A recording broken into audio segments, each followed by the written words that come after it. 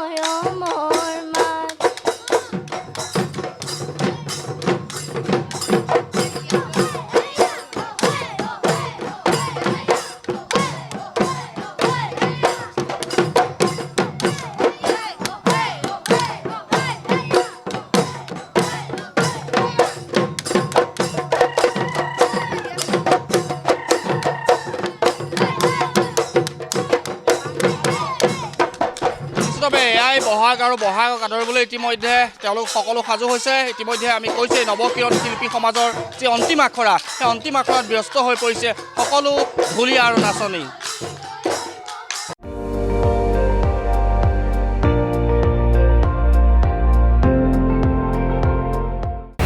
আপুনি চাই আছে ND24, সৰ্বশ্ৰেষ্ঠ নহয় সৰ্বোত্তমৰ দৌৰ।